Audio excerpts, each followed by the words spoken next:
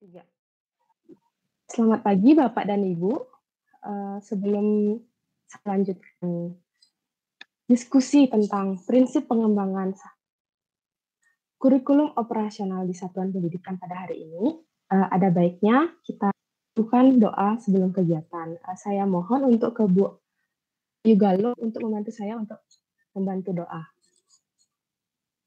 Baik, sebelum presentasi dimulai, kita akan berdoa dulu. Berdoa dimulai. Berdoa selesai. Waktu dan tempat silakan. Ya, terima kasih Bu Ayu Galo. Saya langsung ke materi ya, tentang prinsip pengembangan kurikulum operasional di satuan pendidikan. Kurikulum adalah seperangkat rencana pengatur mengenai tujuan, isi dan bahan pelajaran, serta cara yang digunakan sebagai pedoman penyelenggaraan kegiatan pembelajaran untuk mencapai tujuan pendidikan tertentu. Dalam pengembangan kurikulum ini, terdapat 5 prinsip yang ada untuk mengembangkan kurikulum ini. Yaitu yang pertama, berpusat pada peserta didik, kontekstual, esensial, akuntabel, lalu melibatkan berbagai pemangku kepentingan. Berpusat pada peserta didik, dimaksudkan pembelajaran harus memenuhi potensi, kebutuhan, perkembangan dan tahapan belajar, serta kepentingan peserta didik. Profil belajar Pancasila selalu menjadi rujukan pada semua tahapan dalam penyusunan kurikulum operasional sekolah ini. Lalu, kontekstual menunjukkan kekhasan dan sesuai dengan karakteristik satuan pendidikan, sosial budaya dan lingkungan, serta dunia kerja dan industri. Lalu esensial dimaksudkan semua unsur informasi penting atau utama yang diberikan oleh para pemegang kepentingan tentang kurikulum yang digunakan di satuan pendidikan dapat beroleh di dokumen tersebut. Lalu yang keempat, akuntabel, artinya dokumen ini dapat dipertanggungjawabkan karena berbeda dan aktual. Lalu yang terakhir, dokumen ini melibatkan berbagai pemangku kepentingan. Pengembangan kurikulum satuan pendidikan melibatkan komite satuan pendidikan dan berbagai pemangku kepentingan antara lain orang tua, organisasi berbagai sentra, serta industri dan dunia kerja untuk SMK. Di bawah koordinasi supervisi Dinas Pendidikan atau kantor kementerian yang menyelenggarakan pemerintah di bidang agama sesuai dengan kewenangannya. Sekian materi yang bisa saya sampaikan ke Bapak dan Ibu. Apakah ada hal yang belum disampaikan dengan baik? Bagaimana Bapak dan Ibu?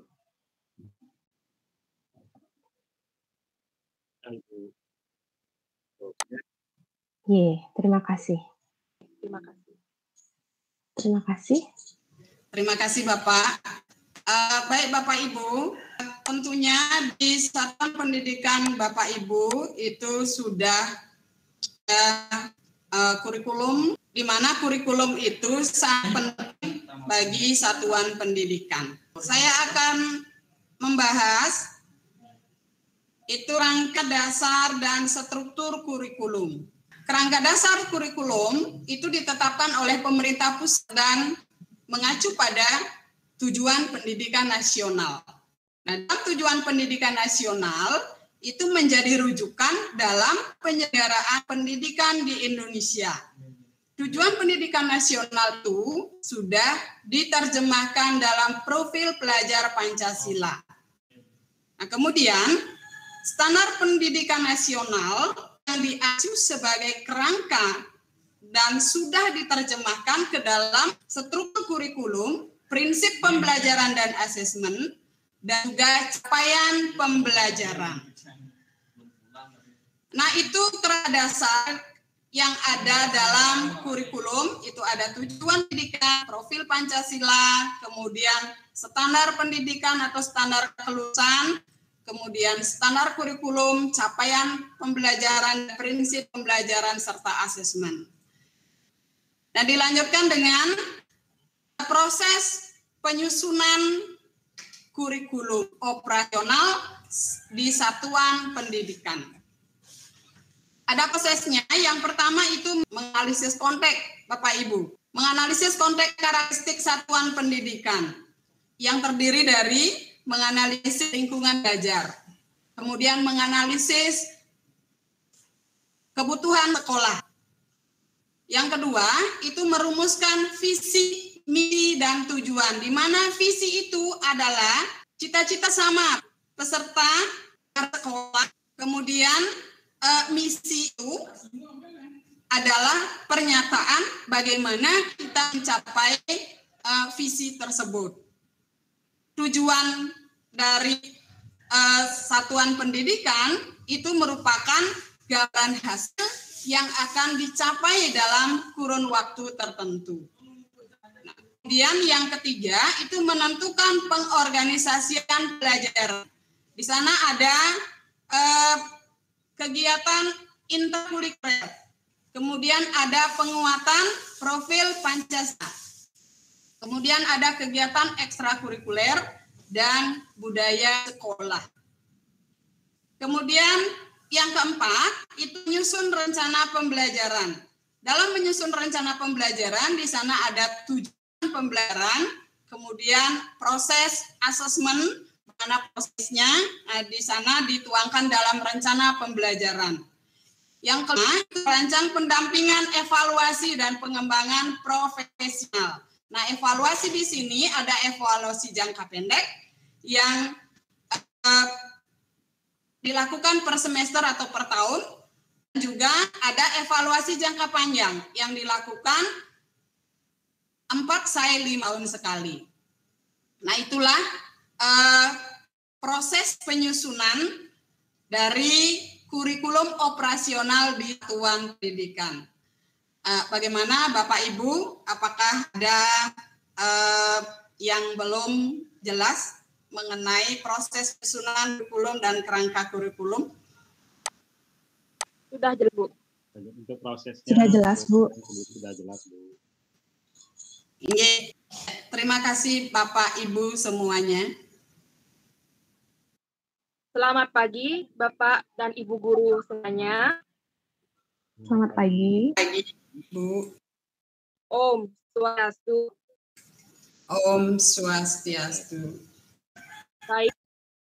Pada presentasi kali ini, saya akan mempresentasikan mengenai analisis karakter satuan pendidikan. Next.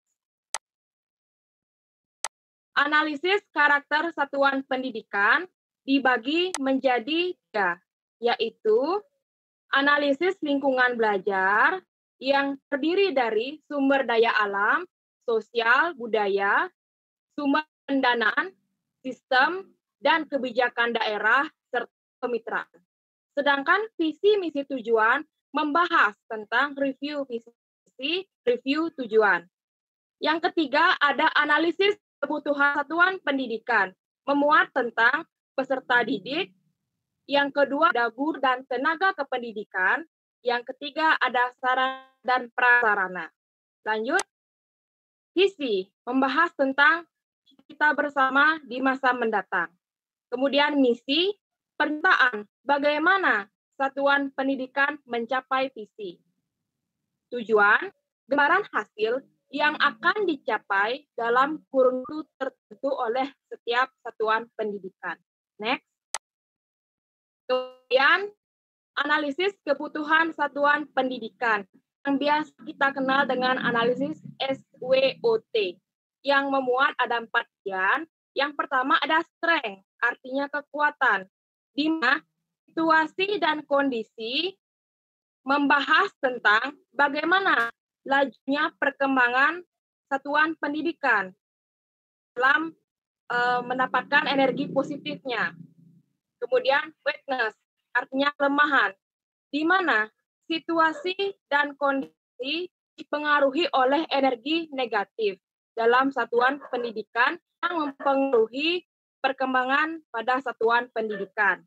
Kemudian opportunity, artinya kesempatan, di mana situasi dan kondisi bisa adanya peluang dalam satuan pendidikan untuk laju perkembangan dari satuan pendidikan tersebut.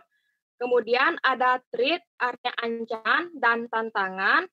Artinya dengan adanya ancaman dan tantangan sangat mempengaruhi laju tumbuhnya perkembangan pada satuan pendidikan. Next. Menentukan strategi untuk mengorganisasikan pembelajaran. Dipacu dengan pertanyaan pemantik. Yang pertama, bagaimana cara satuan pendidikan untuk memenuhi kebutuhan tersebut?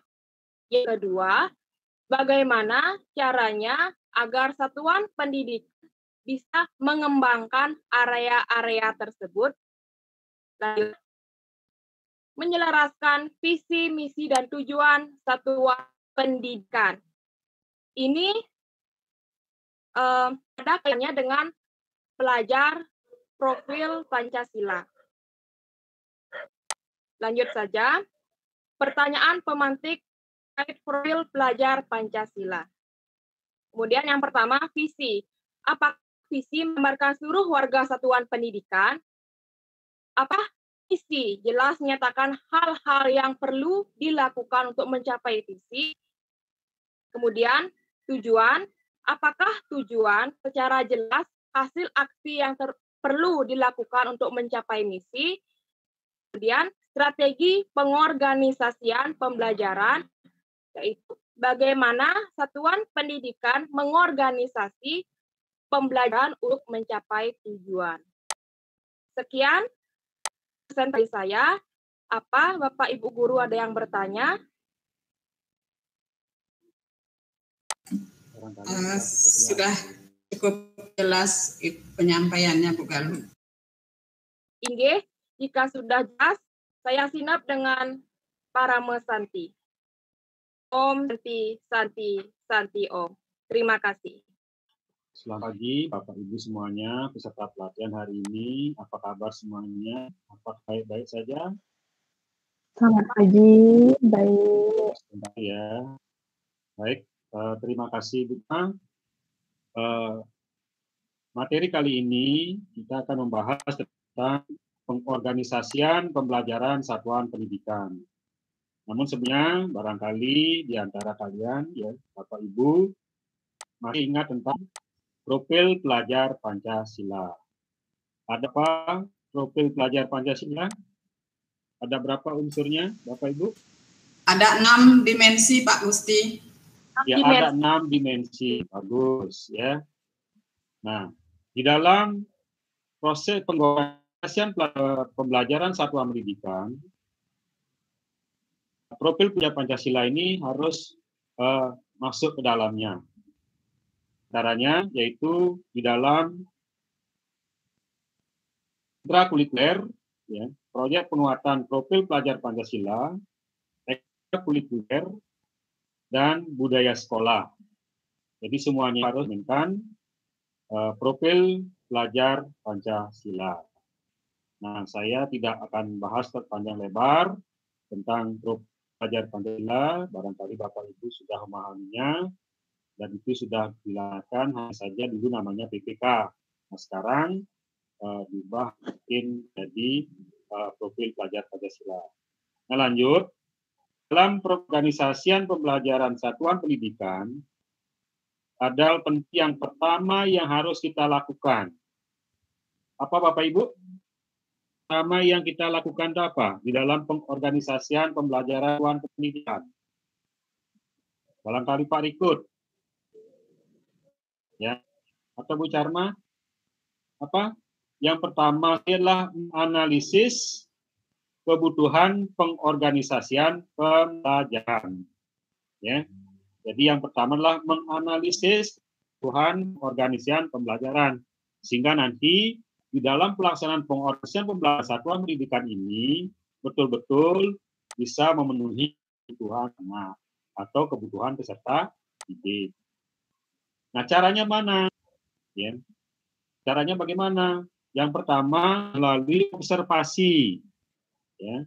Observasi yang dimaksud mengerti kebutuhan peserta didik. kebutuhan peserta didik Bapak Ibu itu apa saja yang dibutuhkan, itu diobservasi. Kemudian di kuesioner, ya, kuesioner itu buat untuk berbagai responden dengan pertanyaan yang disesuaikan dengan tujuan dan sasaran yang dibutuhkan. Kemudian cara yang ketiga bisa juga dengan wawancara. Nah, wawancara ini untuk mendapatkan info secara langsung dari responden. Kemudian cara keempat untuk menganalisis kebutuhan organisasi pelajaran itu melalui diskusi kelompok terpimpin atau istilahnya PD yang dengan mengundang perwakilan dari seluruh sekolah. Nah, itu cara-cara yang bisa dilakukan dalam menganalisis kebutuhan mengorganisasikan pembelajaran. Kemudian, ya, konsepnya apa saja? Ya, pengorganisasian pembelajaran itu yang pertama, mana cara satuan pendidikan untuk memenuhi kebutuhan itu yang harus dilakukan. Bagaimana cara satuan pendidikan untuk memenuhi kebutuhan. Kemudian bagaimana caranya satuan pendidikan mengembangkan area-area tersebut. Ya. Kemudian sumber daya apa saja yang dapat dimanfaatkan atau dikembangkan area tersebut. Atau bagaimana cara mengelola sumber daya tersebut. Kemudian bagaimana satuan pendidikan mendukung pengembangan tenaga guru dan tenaga kependidikan serta kurikulum. Nah, itu ya prinsip-prinsip yang harus digunakan di dalam menganalisis analisis kebutuhan pengorganisasian pembelajaran. Kemudian di dalam pengorganisasian pembelajaran itu ada tutur kurikulum atau program-program yang ada dalam kurikulum. Di antaranya program intrakurikuler, ya. Kemudian ada proyek penguatan pelajar Pancasila. Kemudian ada program ekstrakurikuler. Di dalam program intrakurikuler itu ada tujuan, metode, ada hasil. Begitu juga proyek penguatan pelajar Pancasila itu ada tujuan, ada metode, hasil, ya. Kemudian program ekstrakurikuler itu juga harus ada metode digunakan untuk apa, ya, tujuannya apa, hasilnya apa. Mungkin itu dulu yang bisa saya sampaikan untuk pelajaran dari hari ini. Barangkali Bapak Ibu ada yang kurang jelas bisa didiskusikan di kegiatan sinkronos hari ini. Bagaimana Bapak Ibu? Sudah jelas, Pak. Yang lainnya bagaimana? Sudah jelas, Pak. Sudah jelas. Sudah, Pak. Nah, kalau tidak, sudah ya. Nah, kalau sudah, nah, karena sudah waktu, ya, Pak saya tutup dengan doa. Ya. Terima kasih. Baik, selamat pagi Bapak Ibu. Selamat pagi, Pak. Selamat pagi. Ya, saya berharap kita dalam keadaan yang sehat semua. Pagi hari ini kita akan melanjutkan kegiatan kita dengan komponen operasional sekolah. Bapak Ibu semua, mungkin Bapak Ibu pernah mendengar tentang kurikulum operasional. Ya. Saya belum. Yang saya pernah pakai SP. Baik, Bapak. Yang tahu pakai SP. Baik. Pagi hari ini kita akan sama-sama belajar tentang komponen kurikulum operasional di satuan pendidikan. Baik, kita akan melihat apa saja komponen-komponen yang ada di dalam satuan pendidikan. Yang pertama, yang kita harus pahami adalah karakteristik satuan pendidikan tersebut. Dalam karakteristik satuan pendidikan yang perlu kita kenali adalah adanya keunikan peserta didik. Dalam keunikan peserta didik, kita harus tahu bahwa anak-anak yang kita didik memiliki latar belakang yang berbeda-beda. Nah, ini yang perlu kita kenali. Dari setiap anak memiliki potensi, memiliki karakter yang berbeda-beda. Yang berikutnya adalah adanya sosial dan budaya, kehidupan sosial di lingkungan satuan pendidikan kita dan budaya di lingkungan satuan pendidikan di mana kurikulum itu nanti kita akan terapkan. Berikutnya, karakteristik yang lainnya yaitu ada guru dan tenaga kependidikan. Guru dalam hal ini memiliki latar belakang yang berbeda juga. Yang jelas memiliki kompetensi masing-masing. Tenaga kependidikan juga mungkin bisa dikategorikan ada yang memiliki latar belakang pendidikan yang berbeda dan tingkat pendidikan yang berbeda juga. Berikutnya adalah ada visi, misi, dan tujuan. Di dalam visi, misi, dan tujuan menggambarkan bagaimana peserta didik menjadi subjek dalam tujuan jangka panjang satuan pendidikan dan nilai-nilai yang ingin dicapai dituju. Dan nilai-nilai itu juga mendasari penyelenggaraan pembelajaran agar peserta didik dapat mencapai profil Pancasila. Nah, berikutnya ada misi. Di dalam misi ini menjawab visi yang ada. Bagaimana visi itu tercapai, ya misi yang harus dilakukan. Selanjutnya ada nilai-nilai yang penting yang harus dipegang selama menjalankan misi supaya visinya bisa tercapai. Selanjutnya ada tujuan. Di dalam tujuan pasti yang dimaksud di sini tujuan akhir dari kurikulum tersebut berdampak bagi peserta didik. Tujuan itu juga menggambarkan patok-patok misalkan penting dalam selaras dengan misi yang dilaksanakan dan ada strategi sekolah untuk mencapai pendidikan. Lalu ada kompetensi karakteristik yang menjadi kekhasan khusus sekolah tersebut. Berikutnya ada pengorganisasian pembelajaran. Di dalam pengorganisasian pembelajaran, cara sekolah mengatur muatan kurikulum juga berkaitan dengan intrakurikuler yang berisi muatan pelajaran. Lalu ada proyek penguatan profil Pancasila di dalamnya. Lalu setelah itu ada ekstrakurikuler yang mendukung kurikulum satuan pembelajaran tersebut dalam rentang waktu yang sudah ditetapkan. Lalu berikutnya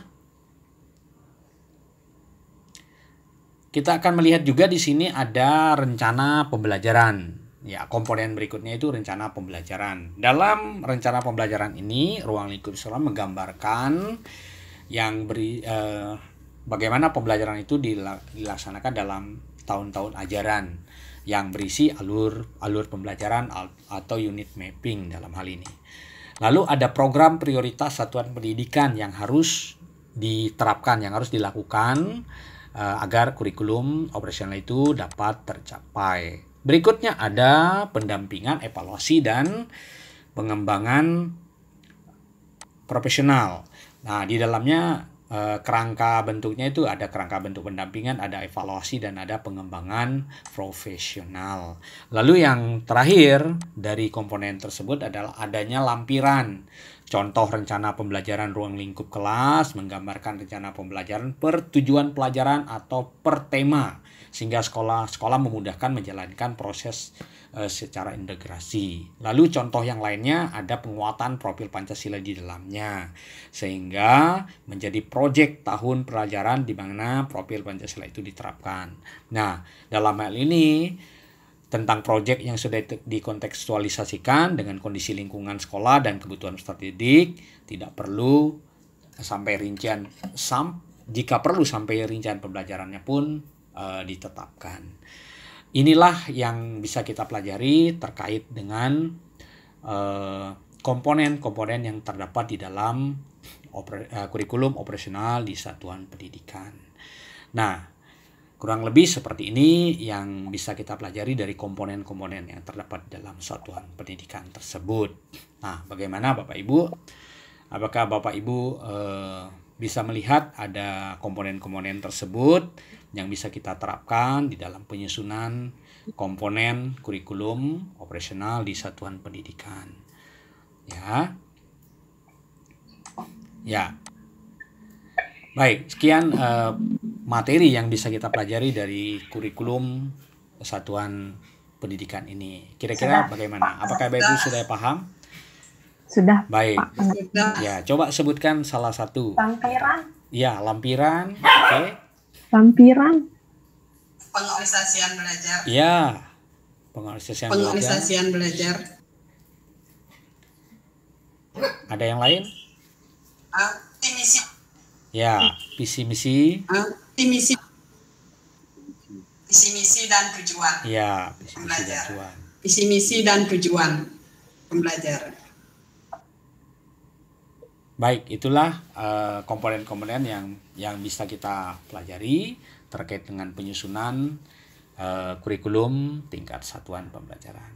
Baik, untuk mengakhiri kegiatan ini, kita akan mengakhirinya dengan doa. Silakan Bu Dayu, saya minta untuk pimpin dalam doa.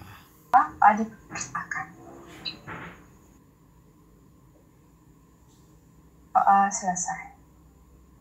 Baik, terima kasih Bapak Ibu semua.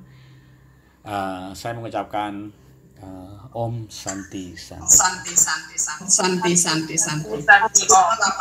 Baik, terima kasih Bapak Ibu.